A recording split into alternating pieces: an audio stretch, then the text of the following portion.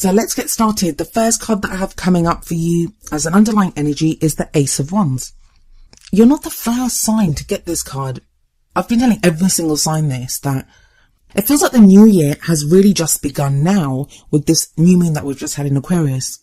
So much of January was about Mercury retrograde, and then it went direct, but we were in the shadow of Mercury retrograde. And there was all this kind of stagnant energy, and it was that transitional phase, and it only feels like now there's fresh energy coming in. And that's really shown here with the Ace of Wands. Aces are all about the potentials for new beginnings, and wands represent energy, excitement, enthusiasm, passion, creativity, all of that drive and energy really to affect the world around us, what we put out into the world. So there is this kind of stirring of passion that's going on, like as an underlying energy of your reading. Now, for a lot of some of the signs that got this Ace of Wands, they got other kind of quite stagnant cards. So, they had this kind of drive and passion, but no way or no kind of outlook for it. I don't think things are that bad for you. I think you will make use of this energy, but we'll see more of that as we go through your reading. Next, what we have coming up for you at the heart of your reading is the Seven of Cups. Now, the heart of the reading, what it represents is what you're kind of focused on at this time. What does your love life revolve around? What is it that you want even? For you, I feel like your love life revolves around the fact that you're trying to weigh up options at the moment. You're trying to decide which path to take in your love life. You have this new energy available to you, but it feels like you're being kind of very judicious on how you expend that energy. And that's not a bad thing. Because yes, the Ace of Wands is all about passion, but the Seven of Cups is all about emotion. What would make you happy? And it's about getting real about that. Sometimes when the Seven of Cups comes up, we can get lost in fantasy. And I say we, I have a Sagittarius rising sign, so this reading applies to me as much as it does to any of you. And it kind of feels like, especially with this Aquarius new moon that we just had, that it's kind of forcing us to get very real about things. Who is worthy of our love? Who is worthy of your love, Sagittarius? If you're in a relationship, have you been receiving the kind of love that you deserve from your partner? Have you been showing your partner how much they mean to you? If you're single, what kind of person would deserve your love right now? Sometimes when we're lonely, when it looks like, there isn't anyone, we're desperate for love. I mean, come on, we're human beings. We're not made to be alone. We can kind of let people into our lives, or we can, I don't want to say waste, because I don't think love is ever wasted, but we can expend our time and our energy and our love on people that don't fully deserve it. So it feels like you're very much kind of looking at your options right now and deciding which path is going to make you happy.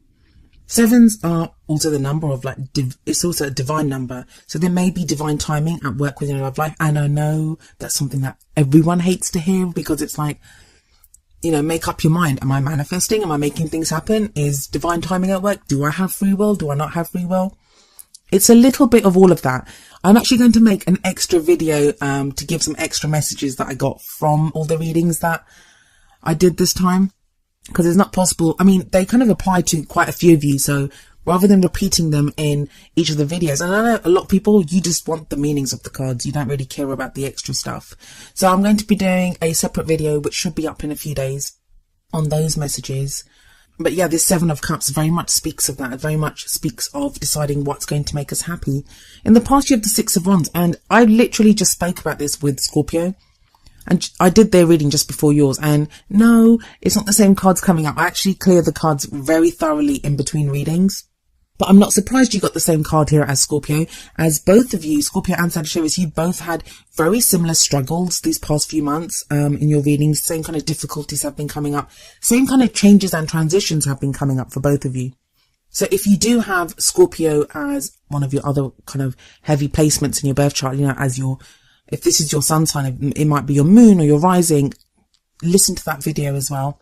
But yeah, the Six of Wands here, it's the victory card. It's about recognition for the efforts that you've put in, for the work that you've done, for everything that you've overcome. Now, some of you are going to feel like you haven't achieved anything, that, no one's given you any recognition. No one's really said job well done. And that seems like a weird kind of thing to come up in a love life reading anyway. I mean, if you're in a relationship, yeah, your partner may have recognized everything that you've endured within that relationship. But if you're single, it's not like, someone, your friend's going to turn around and say to you, hey, well done for dealing with that heartache. Some friends do. I have friends that do that. But I feel like this is maybe someone that has their eye on you if you're single, or, someone that you may not think has noticed what you've been going through, but they actually have. Also, it's coming up as a past energy, but I feel like you may only now be recognizing how much you've achieved, how much you've gone through. Maybe you are the one that needs to give yourself the pat on the back for everything that you went through. Coming up in the present, we have the Three of Swords. Now, the Three of Swords can sometimes show heartache, a breakup, those kind of energies where you're like dealing with the loss of something. But I mean, with the Six of Wands before it and the cards that come up after it, I don't see that. And especially with the Ace of Wands at the top, what I do feel is you're now in a place, you're now in a position where you're recognizing the issues that you've got. And we all have issues. There's no judgment there whatsoever. Even the most kind of healthiest, well-adjusted person has issues. That's how we grow. That's how we change. And that's how we kind of react to the things that happen in our life. They give us issues and we deal with them.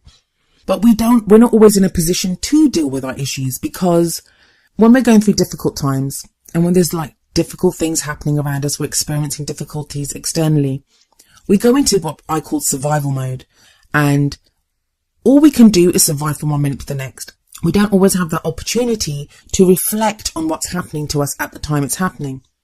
Trust me, I spent several years severely ill, and it was just everything I could do to get through one day to the next. And it wasn't until I got better that the full emotional impact of what I'd endured hit me. And it was then, that was almost like worse for me emotionally and mentally than when I'd been enduring the actual illness, because I was just fighting to get through one day to the next, to the next, to the next, and to get better. And that's kind of the energy that I'm picking up from this, because that's what was I came to my mind when I saw these cards here. So now you may actually be emotionally and mentally in a healthier place, which is why you're now able to deal with this and look at those issues. If you look at the card here, we have these beautiful white roses growing in this kind of frozen, desolate landscape. And there are three swords above it, and they're kind of dripping blood onto the roses. And the roses are like, they signify purity. And if you look, there's a vine that's kind of wrapped around the middle sword. What that says to me is that whatever pain these three swords are causing you, they're usually in other tarot decks, they're usually piercing a heart. And I would say that those have been there for a while. The situation, like the most recent breakup or the most recent issue that you've had to deal with, or problem or experience that you've had, it might be the most recent, but it calls forth an old issue that you've had. Could be a karmic issue, something that you're healing from even a past life, but it's an old issue. And so what this card, when it comes up, it's always an opportunity to deal with that once and for all, to remove those daggers. Swords always represent our thinking and how we communicate those thoughts. So what thoughts have been holding you back? What thoughts do you have about, yourself, that maybe about the kind of love life that you want, or, how you're treated in love? What are these beliefs or ideas that you have that no longer serve you? It feels like they just no longer serve you, especially with that energy of the Ace of Wands at the top. That's that energy there of the Ace of Wands, that's going to make going through this, healing the wounds, much easier. Let's be honest, it's not pleasant. Who wants to have to go through old issues, to relive that and then to heal it? That's not easy. But when you have all this Wands energy around, and Wands is your energy, it's your element. It's the element of fire, which is your element. That's going to make it much easier. And I feel like it's this new moon energy that's coming in that's helping you do that. The card that comes up in the present, that's like the main energy for this period. The Three of Swords represents healing of issues, but that's not to say the way those issues are healed is going to be unpleasant. This may be through meeting someone new. This may be through the encounters that you have. It may be through something that you see, something you hear, even your dreams. Like when we have the Seven of Cups there, maybe your dreams or your fantasies. Think about it. This is a very important thing, actually, and it just came to me. Every time you're going through the options of the Seven of Cups, so maybe you're thinking, I'd like to do this with my partner. listen to that voice that comes up. That's the biggest indicator of an issue that you have. So if it's like, no, he or she won't want to do it because, I'm not worthy of love, or if you're single and you're like, oh, I really want to meet someone that's like this, and there's that voice that comes up inside of you that says, no, you're never going to meet someone like that. That's coming from a place of issue. The school of positive thinking, and a lot of you know I'm against the school of positive thinking, that tells you to squash down those emotions, those kind of thoughts, like don't listen to them. I disagree, because that voice, it serves you. It tells you that there is an issue. It helps direct you to where there is an issue so you can heal it. So you can believe you're worthy of love. So you can understand what it is that you really want. So you can fight back and say, no, I deserve the love life that I want. And the energy that's coming up in the future for you is the Princess of Wands, also known as the Page of Wands in other tarot decks. This is going to shift that energy because it sits right underneath that Seven of Cups. And the energy of the Page of Wands is also very similar to that of the Ace of Wands. I sometimes see the pages as indicating new beginnings as well, like on a lesser level than the aces, but nonetheless something new. And it feels like, whereas like trying to decide what you want to do, or, trying to set yourself a goal or a dream, it may have felt like almost like hard work, because it can be emotionally wrenching with that Seven of Cups there and that Three of Swords energy that you would have passed through. What this Page of Wands is showing is that there is now excitement, there is now enthusiasm, there's passion, there's creative energy that bursts forth here. There may even be like positive news that you receive, exciting news during this time, but I like to focus more on what you can do with the energies available. And I feel like with the Page of Wands here, there's going to be a passion to go out on a new adventure. Now that may be a new adventure in the relationship that you're in, or it may be a new adventure with someone new. And that's further cemented with the card that comes up next, which is the Ace of Cups. And that's the energy that you have around the middle of the month. The Ace of Cups is, like I said, the aces are the potential for new beginnings. And the Ace of Cups holds the promise of new love, new happiness, emotional growth. Some of you may even be able to redo something, like, if things have been going wrong in a relationship, it's like a renewal within that relationship. It's new energy that comes in of the emotional variety, where our cup is spilling over with happiness and all those positive emotions. I love the way that you have these two aces kind of bookending this reading, because it starts off with passion. It starts off with energy to do something new. And sometimes we may have to fake it. Like, I don't mean fake it, but I mean, we may just have a little spark of something in us, and we may have to just use that little spark of light and fan it until it becomes a fire, an inferno of burning passion and creativity and energy and enthusiasm that we can use to drive ourselves forward and to make something happen in our love life. And what it does seem to make happen is this Ace of Cups energy, where there's a new beginning. Now, whenever I say it's a chance to redo a relationship, or, a renewal within a relationship, or, for some of you, it can be a second chance at a relationship. I'm not saying that you have to get back with your ex. Like, some people are like, I don't want my ex. And you don't have to. The whole point of the Ace of Cups is it's happiness. So if that won't make you happy, why would you do it? You wouldn't. This is a new this is a potential for a new beginning that will make you happy. Now, talking about exes, the first card that comes up for the advice cards, the oracle cards that I have for you, is Release Your Ex from the Romance Angels deck. And the card says the time has come to clear your energy. Now, I'll give you the easy meanings for this first. For those of you that have been holding on to your ex, and I don't mean that, I mean that in the sense that, that person caused you hurt, that person caused you pain, they betrayed you, all the things that they did. What this card urges you to do is to release those feelings. Look instead at the Six of Wands energy here. Instead of looking at the pain that was caused, or how much your ex hurt you, or anything like that, look at how you survived that. Look at how much you may have shown grace under fire. It may have taught you so much to have gone through that. It may have cleared up what you want in a new relationship. It may even be that your ex did you a favor by treating you badly, because you would never have known how bad or wrong they were for you if they hadn't done that. So this is time to let go of that. And that's what the Three of Swords energy I kind of feel is you doing this. It's releasing that. So this card does really tie in well with the Three of Swords energy. For some of you that are in a relationship and maybe you've had problems in that relationship or there's something going on, is there something that your partner is doing right now that reminds you of something that your ex did? This could be an ex from years ago. It doesn't have to be an ex that, a recent ex. It could be someone from years ago. And whatever your partner is doing right now, even if they're not the same as your ex. They may be coming from a more loving place, a less hurtful place, but it still hurts as much because it's triggering that memory of what your ex did to you. So what this card says is release your ex in that, release that energy. Like, don't let whoever these people are that have gone before on what they did to you hold you back now. Now, for those of you that want to get back with your ex, no one wants to see this card when you have that feeling. When you want to get back with your ex and this card comes up, it's not a nice feeling, and you're like, it can be very disheartening and heartbreaking. And for some of you, that may be why the Three of Swords is there, because that's what you're having to face and deal with. The hope that I would give you, and one thing I always believe, is that there is always hope in every situation.